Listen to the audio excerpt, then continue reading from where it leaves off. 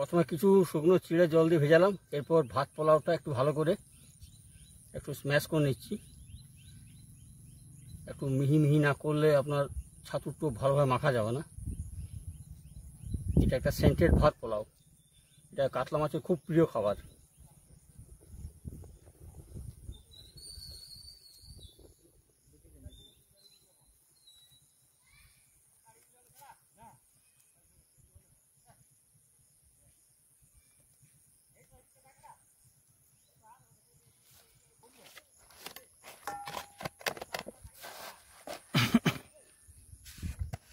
এরপর একটা রসগোল্লা সঙ্গে একটু চিনির শিরাটা দিয়ে দিলাম।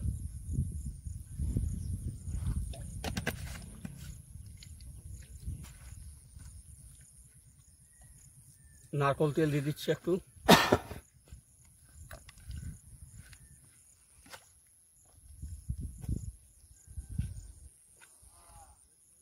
মধু এক ফোঁটা।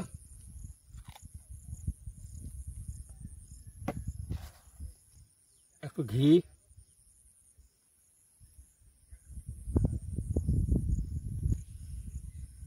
ভালো করে একটু মেখে নিতে হবে এটা।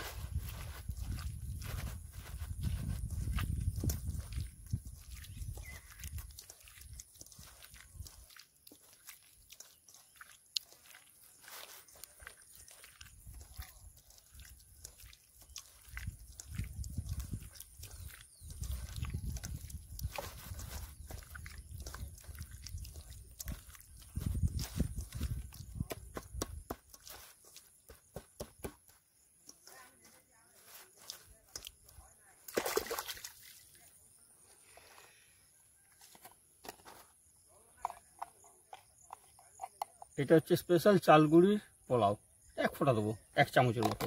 মোটামুটি আমরা 500 গ্রাম ছাতু তৈরি করবো, তার জন্য 1 চামচ দিলেই যথেষ্ট। এটা হচ্ছে 1 চামচ মোটামুটি নারকোল কোরমা, যেটাকে নারকোল ভাজা বলা হয়। এটাও একটা স্পেশাল নারকোল ভাজা।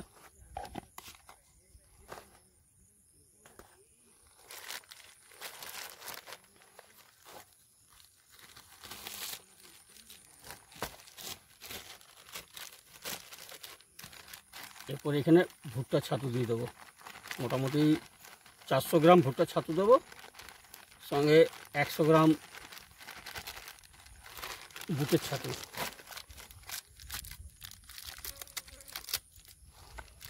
মোটামুটি এই রেশিওতেই আমরা মাছ ধরি, এরকমভাবেই এই রেশিওটা মেনটেন করি আমরা মাছটা ধরি, ছাতুর টোপটা বানাই। 100 গ্রাম হয়ে গেছে। এরপর এটা ভালো করে মেখে নিচ্ছি।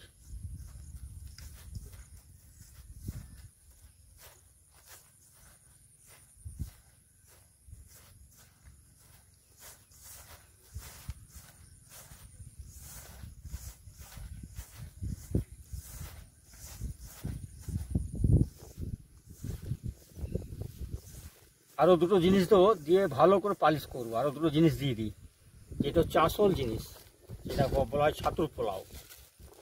এই ছাতুর পোলাওটা মোটামুটি ওই 3 চামচের মতো দিলাম ছাতুর পোলাও, আর সঙ্গে একটু নারকোলটা আসবে, এই নারকোলটা আসবে। এরপর সমস্ত উপকরণগুলো ভালো করে পালিশ করে নিতে হবে, হাতে ঘষে ঘষে, এই হাতের এই দুটো তালুতে ঘষে ঘষে পালিশ করে নিতে হবে।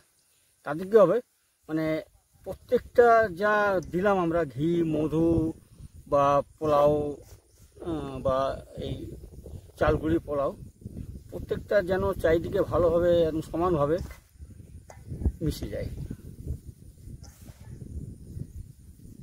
এটা মোটামুটি 5 থেকে 6 মিনিট এইভাবে ঘষে ঘষে ছাতুর টোপটাকে রেডি করতে হয়।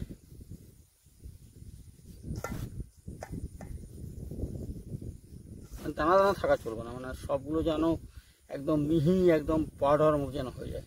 1 ফোঁটা দানা দানা থাকা চলবে না।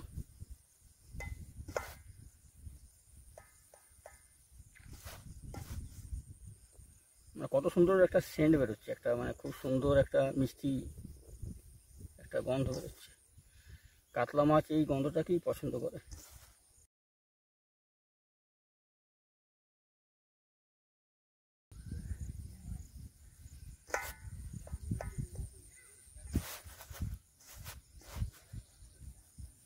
ছাতু আমাদের রেডি এবারে নাকি? না, আর একটু রেডি, প্রায় আর একটু মেখে নিই।